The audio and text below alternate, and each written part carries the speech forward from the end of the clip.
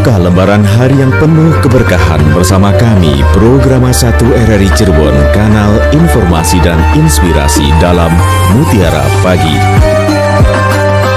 Assalamualaikum warahmatullahi wabarakatuh. Alhamdulillahirabbil alamin wa binasta'in ala umuri dunya wa din wa ala alihi wa ashabihi ajmain. Allahumma sholli ala sayyidina Muhammad wa ala ali sayyidina Muhammad. La haula wala quwata illa billahil aliyil azim. Alhamdulillah pendengar, pada kesempatan pagi hari ini, pagi yang insyaallah dipenuhi oleh keberkahan dari Allah Subhanahu wa taala, di mana kita bisa bersama dalam kajian Mutiara Pagi Interaktif yang akan menghadirkan tema hukum menikah. Dan alhamdulillah pada kesempatan pagi hari ini yang saya hormati Alusan Nasuha SAG MEC dari Bimas Islam Kemenak Kota Cirebon dan sekaligus juga dari Kamtibmas Polres Ciko sudah hadir dan akan bersama-sama Anda hingga nanti pukul 6 sebelum Anda menyimak berita daerah pagi. Dan pendengar, Anda bisa berinteraksi bersama kami melalui line telepon kami di 0231 8493259 ataupun juga di 0231486374 dan juga di 081324951935. Anda bisa pergunakan nomor telepon WA kami dan juga nomor WA kami untuk pagi hari ini, dan juga di live chat YouTube kami RRI Cirebon pada pagi hari ini pendengar. Baik pendengar, sebelum Anda bisa berinteraksi bersama kami, kita akan simak terlebih dahulu kajian akan segera diuraikan oleh Alusan Nasuha SAG MESE dari Bimas Islam Kemenak Kota Cirebon sekaligus juga dari Kamtibmas Polres Ciko yang akan menghadirkan kajian hukum menikah. Silakan Bos Ustaz.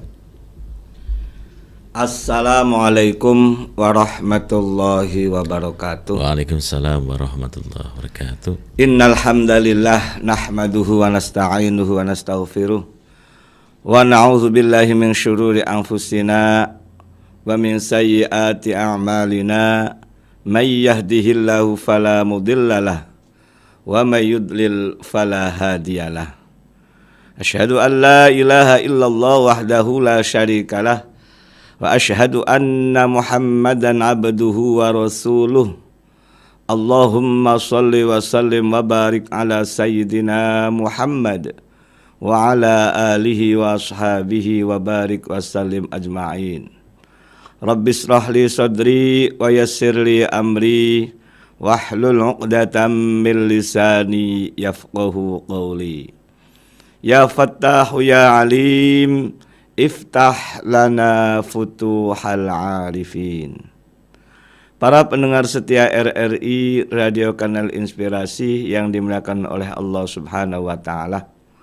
Alhamdulillah pada kesempatan pagi yang berbahagia ini kita diberikan kenikmatan oleh Allah Subhanahu wa taala, baik berupa nikmat sehat wal afiat, nikmat panjang umur, lebih-lebih nikmat iman dan Islam. Semoga kita menjadi orang yang pandai bersyukur atas nikmat yang Allah berikan. Salah satunya adalah menjalankan salah satu kewajiban, yakni thalabul ilmi melalui siaran RRI Mutiara Pagi. Mudah-mudahan kita mendapat ziyadatul ilmi dan mendapat ridho Allah Subhanahu wa taala. Amin ya rabbal alamin. Salawat dan salam semoga tetap tercurah limpahkan kepada junjungan kita Nabiyana wa Habibana Muhammad sallallahu alaihi wasallam, dan semoga kita selaku umatnya mendapat syafaat ila yaumil qiyamah. Amin, amin, amin ya rabbal alamin. Para pendengar setia RRI dimanapun berada, di edisi hari Rabu tanggal 1 Maret 2023, saya akan mengangkat tema tentang hukum menikah. Para pendengar dimanapun berada, bahwa kita diciptakan oleh Allah Subhanahu wa taala adalah berpasang-pasangan. Ada laki, ada perempuan, ada siang, ada malam.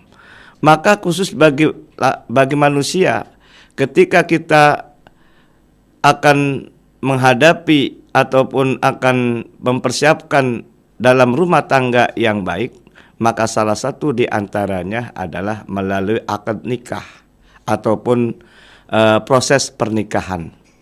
Namun kaitannya dengan pernikahan tentunya kita memiliki dasar hukumnya, baik dari Al-Quran maupun dalam hadis. Bagaimana saya sampaikan pada minggu kemarin kaitannya dengan Allah dan Rasulullah memerintahkan kita untuk menikah. Dan menikah pun ada beberapa hukum.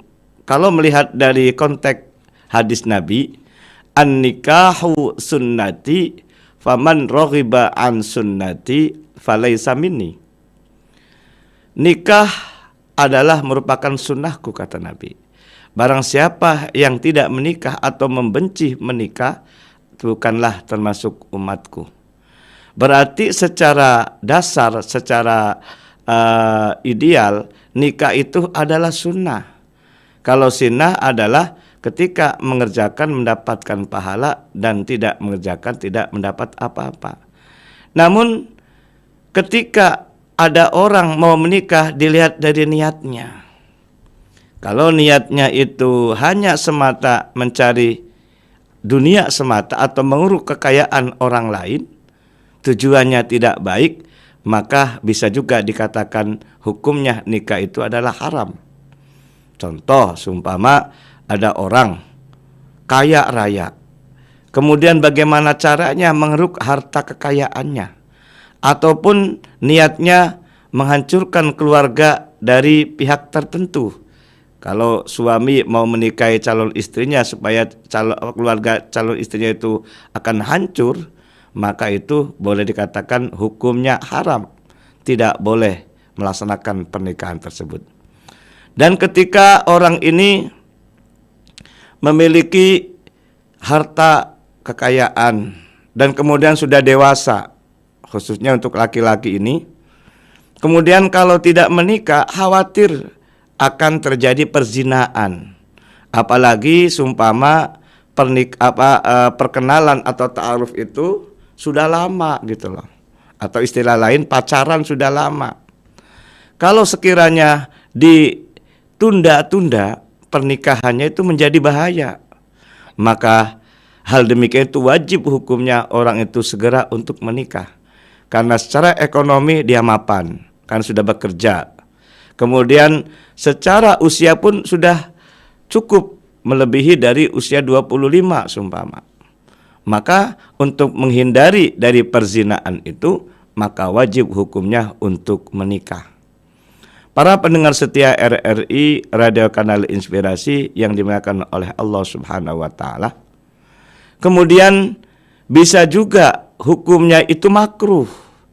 Makruh ini adalah secara finansial ataupun ekonomi dia belum memiliki pekerjaan ataupun dia pun masih minta dari orang tua dan usia pun masih relatif muda gitu loh. Nah, jangan sampai terjadi hal-hal yang tidak baik, maka belum dikatakan wajib, belum dikatakan sunnah, tapi dikatakan makruh karena usia masih relatif muda, kemudian mungkin finansial dia belum bekerja. Para pendengar setia RRI Radio Kanal Inspirasi yang dimuliakan oleh Allah SWT, maka hukum menikah ini melihat dari tujuannya, dilihat dari niatnya. Kalau niatnya baik, semata-mata hanya mendapat ridho Allah Subhanahu wa taala dan menjalankan salah satu syariat Allah Subhanahu wa taala, usia pun cukup, kemudian sudah dia cakap untuk mencari pekerjaan, maka sunnah. Sebagaimana hadis Nabi Muhammad SAW, an-nikahu sunnati, faman raghiba an sunnati falaisa minni. Dan kemudian masalah dengan pernikahan ini, Undang-Undang Nomor 1 Tahun 1974 ini dirubah melalui Undang-Undang Nomor 16 Tahun 2021. Ini tahun 2019. Ini kaitannya dengan masalah batas usia. Supaya orang calon pengantin ini secara fisik, secara kesehatan dia stabil, maka usia boleh menikah itu minimal 19 tahun. Kalaupun kurang dari 19 tahun minta dispensasi.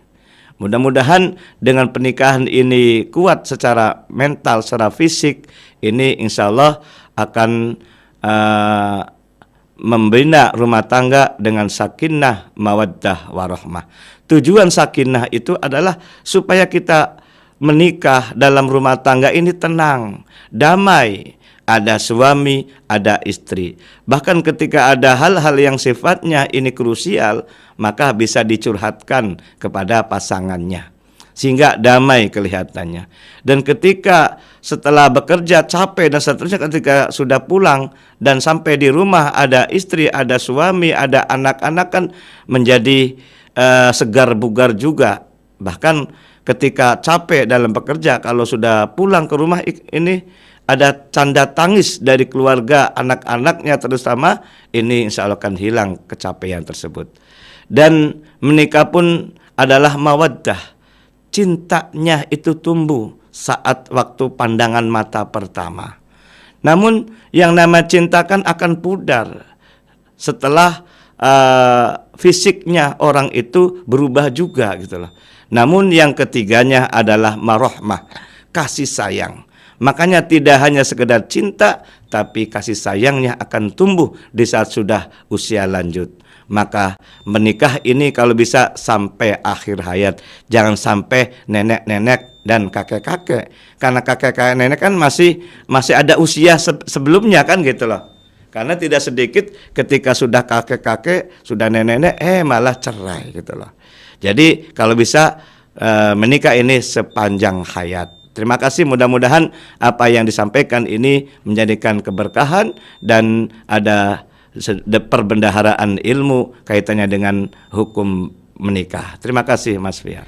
Baik, terima kasih Alasan Nasuha SAG MBSI dari Bimas Islam Kemenak Kota Cirebon. Dan kita langsung sapa saja pendengar yang akan bergabung di line telepon untuk pagi hari ini, di line telepon di 74 untuk pagi ini. Kami akan sapa Anda. Assalamualaikum.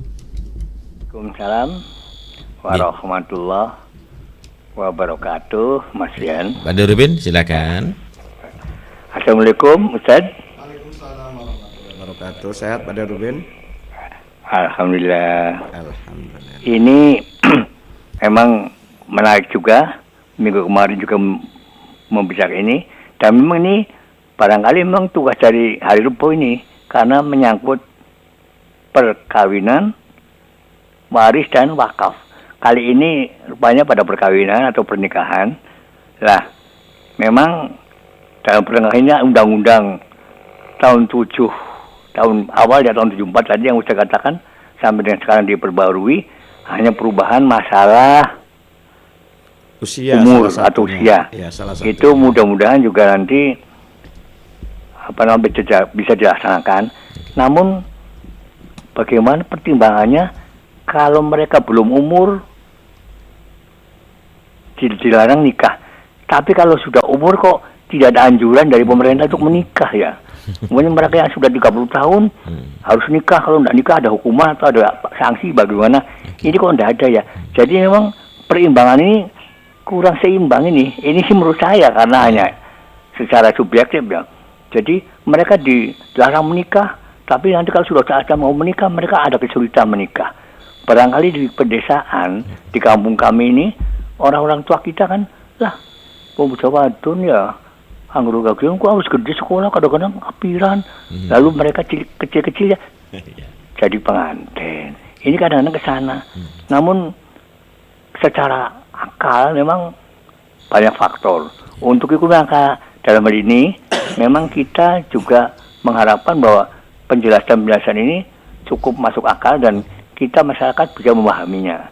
Hanya yang perlu ada keseimbangan, dianjurkan menikah dan dilarang menikah. Memang barangkali dari pemerintah juga mengatur. Sebagaimana juga poligami dengan pelacuran.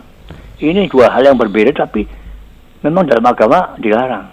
Tapi kalau tidak ada prostitusi atau tidak ada itu tempat gedung-gedung pelacuran, ya mereka bisa melacur di mana-mana. Ini kelemahannya begitu. Lah, orang dilarang nikah dalam usia dini, nanti mereka menjadi zina di mana-mana. Lalu tiba-tiba banyak seperti yang kita dengar di mana itu, secara massal kan semuanya muda-muda hamil-hamil semuanya. Nah, ini bagaimana menurut Ustadz? Jadi mohon uraiannya supaya kita juga makin menjelas apa yang dimaksud dengan peraturan ini dan kemaslahatan daripada undang-undang ini. Baik. Matur nuwun. Terima kasih Pak Assalamualaikum Dirubin. warahmatullahi wabarakatuh. Waalaikumsalam warahmatullahi wabarakatuh. Pak Dirubin, terkait dengan nikah, kita akan sapa pendengar kembali yang akan bergabung di line telepon terlebih dahulu. Assalamualaikum, silakan. Waalaikumsalam warahmatullahi wabarakatuh, Bung Pian. Baik, Ibu Indra, silakan. Assalamualaikum Pak Ustadz Nasuh Faqih. Waalaikumsalam warahmatullahi wabarakatuh. Iya, menyambung tadi yang dikatakan Pak Rubin, dalam undang-undang pernikahan ada ketentuan batas umur untuk boleh menikah. Nah, bagaimana menerangkan kepada masyarakat awam yang Siti Aisyah sendiri menikah dengan Nabi itu umur 9 tahun. Maaf kalau saya salah. Nah, bagaimana kita menerangkan ini? Terima kasih Pak Ustadz.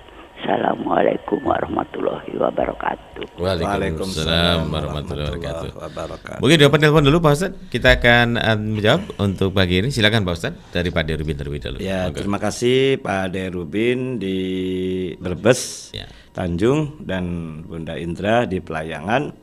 Ini kaitannya dengan undang-undang ya. Undang-undang nomor 174 kaitannya dengan perkawinan, dan kemudian disempurnakan Undang-Undang nomor 16 tahun 2019 tentang salah satu adalah tentang mengenai batas usia. Jadi mencermati, melihat dan menilai selama ini pernikahan ini ternyata ketika Undang-Undang nomor 74 ini ketika menikah batas usia minimal kan 16 tahun. Sekarang meningkat menjadi 19 tahun. Berarti bedanya berapa tahun itu? 3 tahun. Ternyata melihat dari kenyataan fenomena di masyarakat rentan dalam kesehatan gitu loh. Banyak sekali di usia tersebut kemudian melahirkan itu banyak yang meninggal dunia gitu loh. Baik bayinya, janinnya, bahkan keluar orang tuanya ataupun istrinya dari suami yang menikah tersebut itulah. Dilihat dari konteks tersebut akhirnya kebijakan pemerintah itu menaikkan usia batas minimal adalah 19 tahun. Nah, itu adapun kaitannya dengan sejarah waktu zaman Nabi, yakni menikah Siti Aisyah itu usia 9 tahun. Ternyata kalau Nabi itu beda. Bedanya banyak pelajaran-pelajaran ketika menikahi Siti Aisyah. Bahkan Siti Aisyah ini salah satu sahabat di samping sebagai istri itu banyak meriwayatkan hadis. Salah satu di antaranya mengenai hukum-hukum tentang keperempuan atau kewanitaan. Mulai dari haid sampai kepada melahirkan dan seterusnya ini. Ini kalau Nabi mah tidak bisa disamakan dengan kita gitu. Lakal bashar, aradul bashar, lakal bashar bahasa sifat jaiz bagi Rasul itu demikian.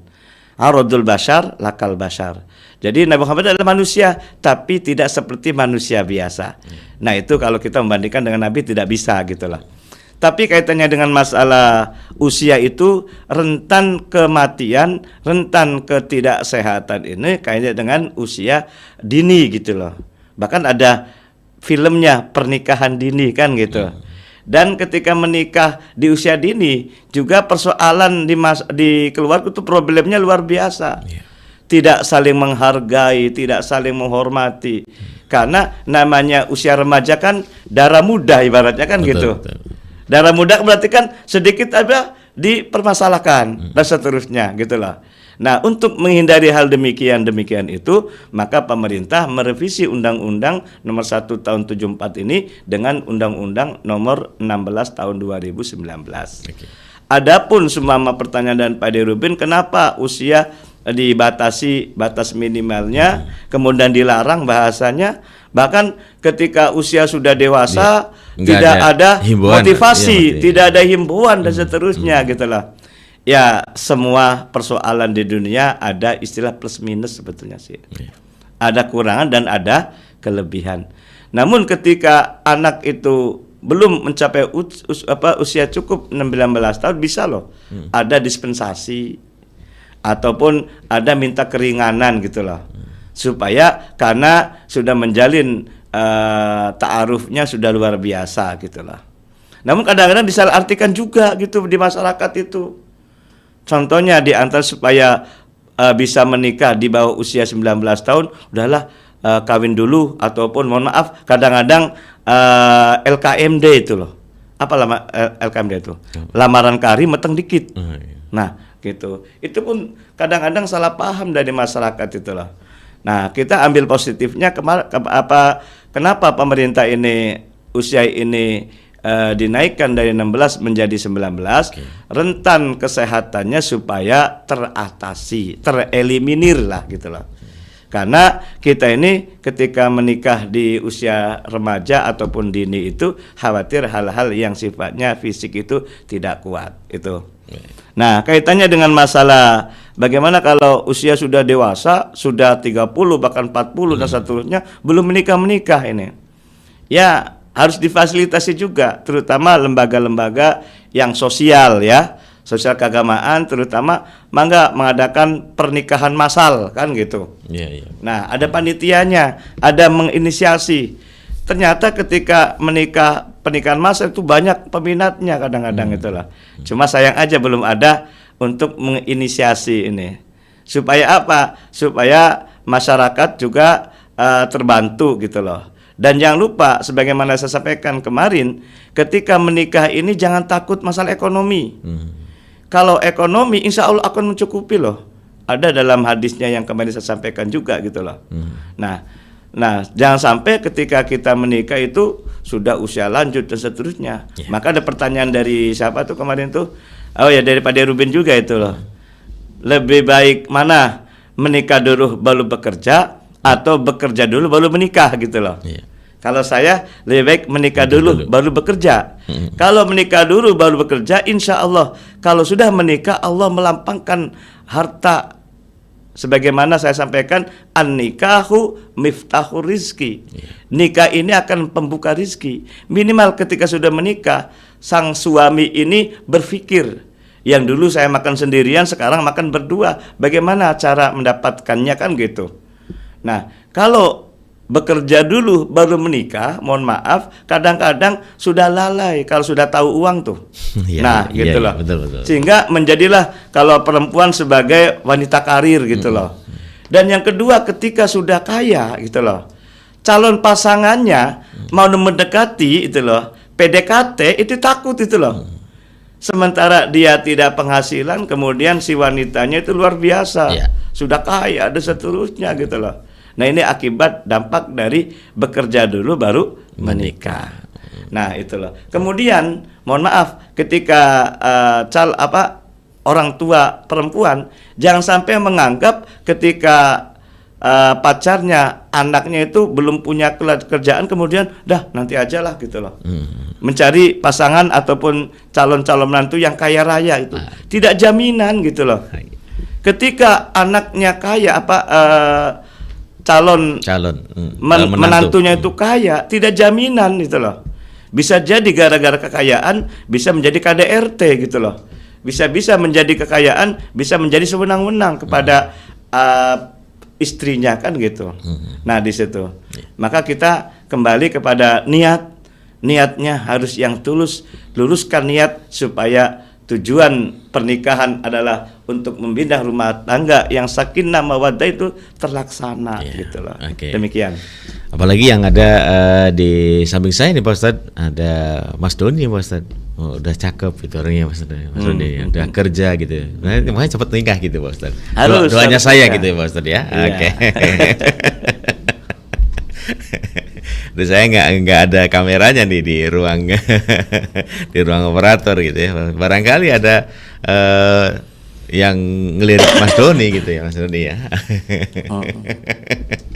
Baik, pendengar silakan Anda bisa berinteraktif kembali bersama kami melalui line telepon di 0231 84932259 ataupun jika di 0231 486374 dan juga nomor WA kami 081324951935 dan juga bisa telepon langsung di nomor WA kami 081324951935. Baik, Pak Ustadz, kita akan menyapa pendengar yang sudah berkirim WA.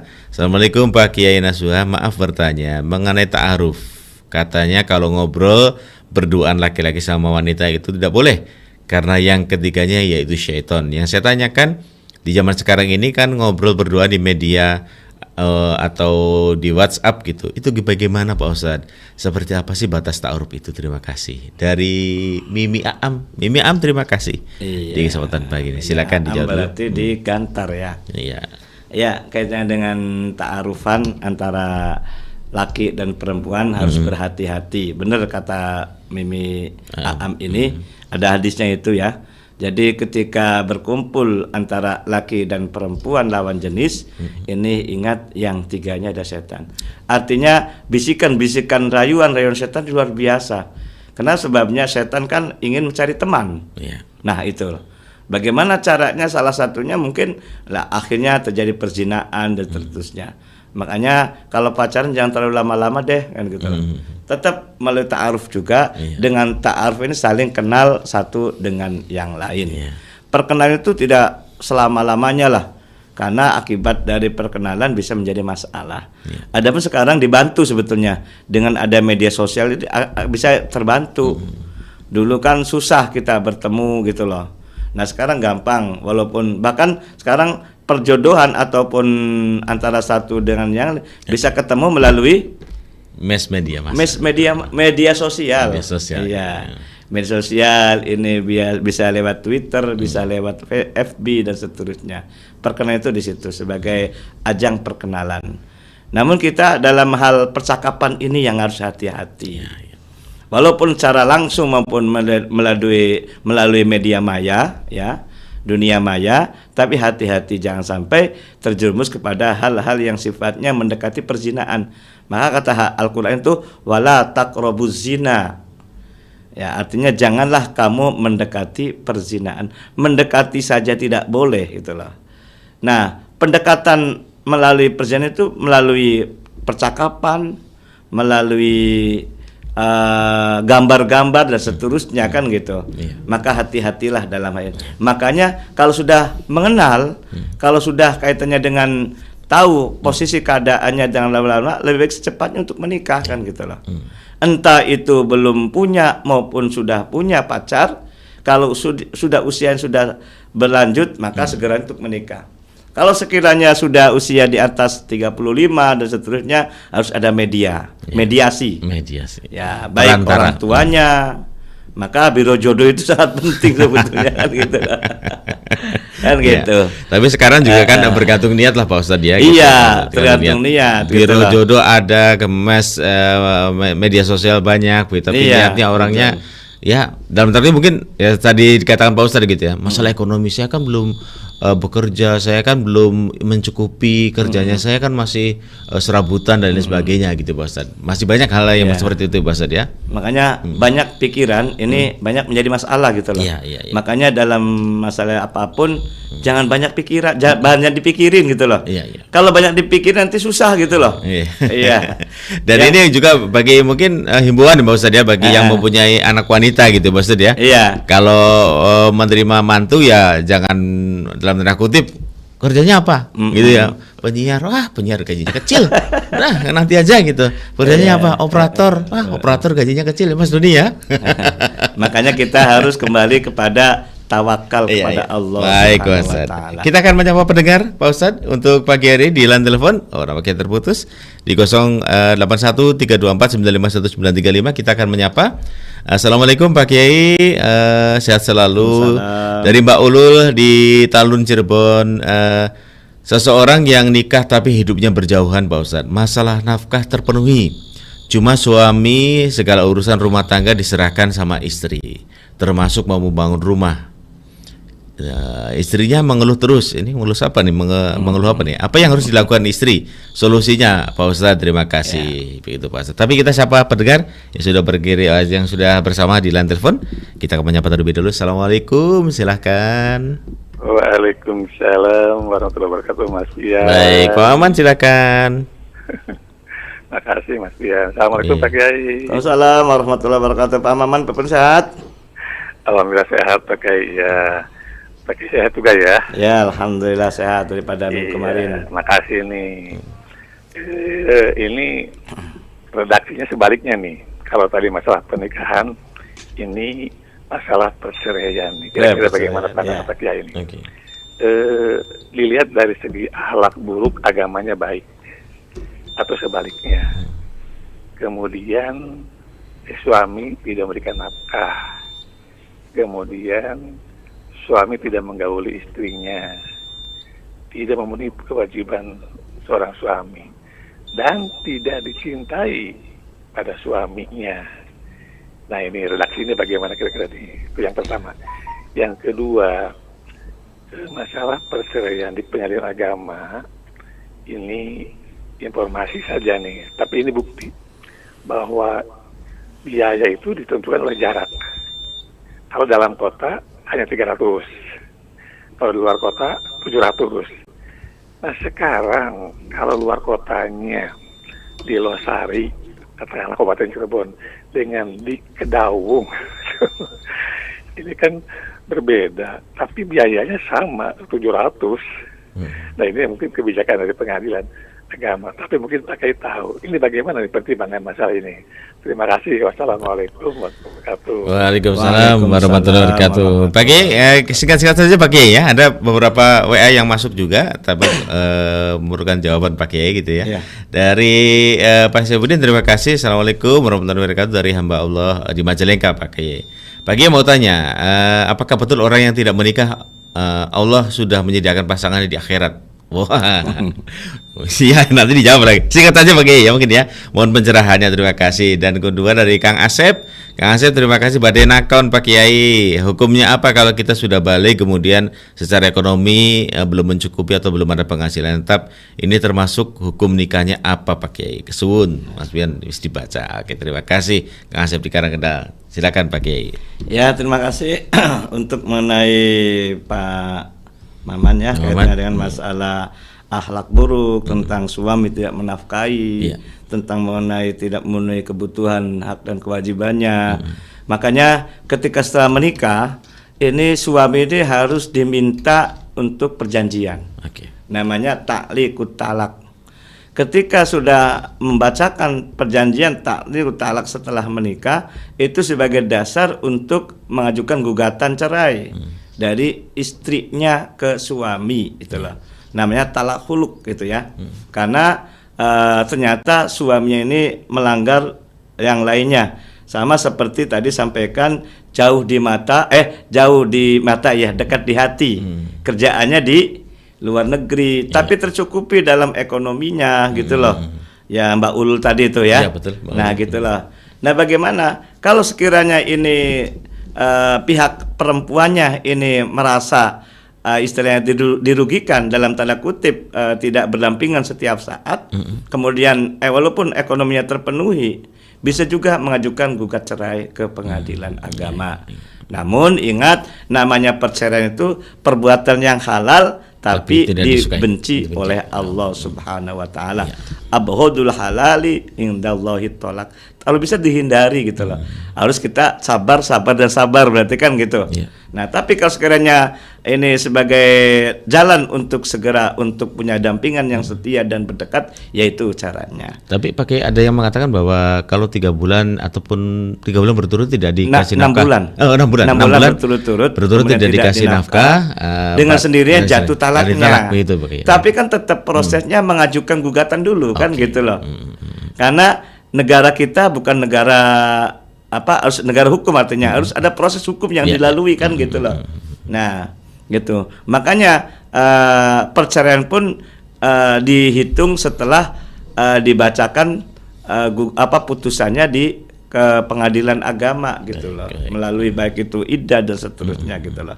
Jadi gitu ya. Jadi bisa melalui gugatan perceraian dari pihak perempuan atau istri gitu loh. Adapun kaitan masalah biaya untuk masalah jauh dekat, yaitu zonasi.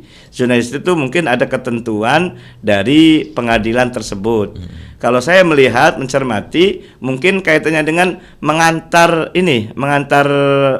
surat ya, relas lah bahasa hukumnya. Mengantar surat kepada pihak-pihak tertentu gitu loh. Yang jelas untuk mengenai siapa yang berwenang untuk melakukan putusan pengadilan mana yang memutuskan, itu dilihat dari saat waktu menikah. Menikah itu biasanya dari calon mempelai wanita ya gitu loh. Oke. Contoh wanitanya di di Cirebon, laki-lakinya di Sumber di Losari. Brebes umpama, di Losari umpama. Ya. Maka pengadilan yang berwenang untuk memutuskan adalah wanitanya yang di Cirebon tersebut itu loh. Cirebon ada 2, apakah kota atau di kabupaten. Ya. Nah, mungkin diskotik ini yang paling susah nih di sisi kota gitu nih. Jadi wilayahnya kota tapi mendekati kabupaten kan itu persoalan. Tapi semuanya itu ada ukuran-ukurannya. Kalaupun kita dekat tapi menurut zonanya jauh, mungkin menjadi masalah tentang mengenai biaya pernikahan. Oke. Jadi kembali lagi, kalau biaya pernikahan tadi jauh dekatnya itu dilihat dari zonasi. Apa masalah tadi mengantarkan surat panggilan itu, relas itu. Maka dalam biaya biaya persidangan itu macam-macam ya. Iya. Ada biaya persidangan, biaya mengantarkan relas tadi dan seterusnya, bahkan sampai ke hal-hal lainnya gitu loh. Ya, demikian. Baik, yang tidak menikah apakah betul Allah sudah menyediakan pasangannya di akhirat begitu Pak Kiai? Kalau kita melihat dari hadis Nabi malah berseberangan Iya, ini. berseberangan, betul. Ya, artinya an-nikahu sunnati faman raghiba an sunnati falaysa minni. Sunnah nikah itu sunnahku. Barang siapa yang tidak menikah maka bukan kategori umatku. Kalau bukan kategori umatku, mohon maaf, berarti kan gimana kan itu untuk menyediakan pasangan di surganya, di surganya kan, gitu begitu, loh. ya. Ya mungkin kecuali mungkin dia ahli ibadah dan seterusnya. Bahkan ahli ibadah pun Allah membencinya. Contoh sama lama-lama ibadah di masjid, kemudian di rumahnya ditinggalkan gitu loh. Ini Rasulullah membenci saat waktu dulu gitu loh. Karena pasangannya itu ingat di sananya dengan siapa kan gitu loh. Boleh beribadah tapi jangan melupakan kewajiban yang lainnya. Udah Kang, gitu. nikah aja Kang Saudin lah gitu ya. Insya Allah kalau rezeki ada biro jodoh ini gitu, ini. Betul, nikah aja lah, udah nggak usah takut. Saya juga ketika ada tetangga saudara belum nikah itu saya bukan digojlogi ya, tapi di sini lah. Disemangati lah gitu, nikah karena ingat nikah ini adalah merupakan hal yang nikmat. Apalagi bahkan masih ketika muda menikah pasti mengalami kerugian kata saya. Iya. Apa ruginya? Nggak dari dulu gitu loh. Iya, betul. Saya nikah umur 30-an Pak Kiai. Saya merasa rugi Pak Kiai gitu. Rugi bener.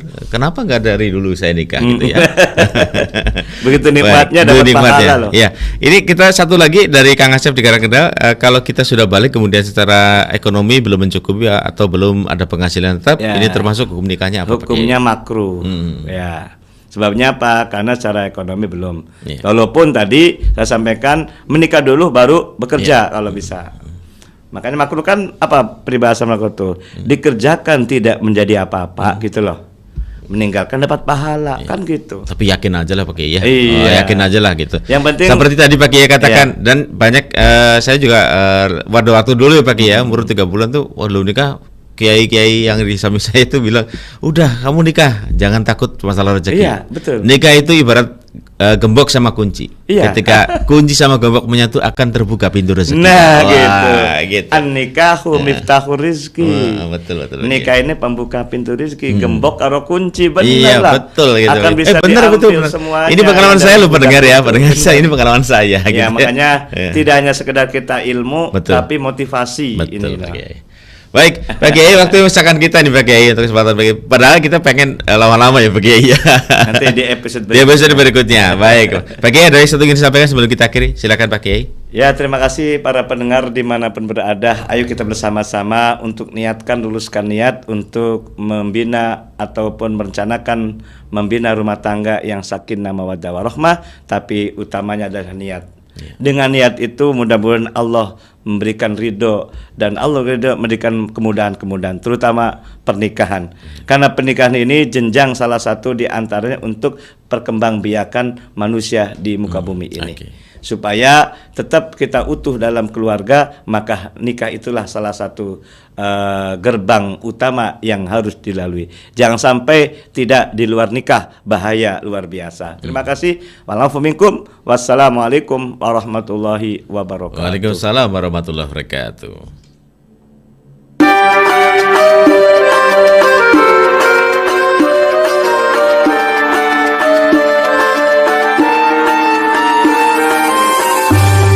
Anda sudah bersama kami dalam Mutiara Pagi Pro 1 RRI Cirebon, kanal informasi dan inspirasi.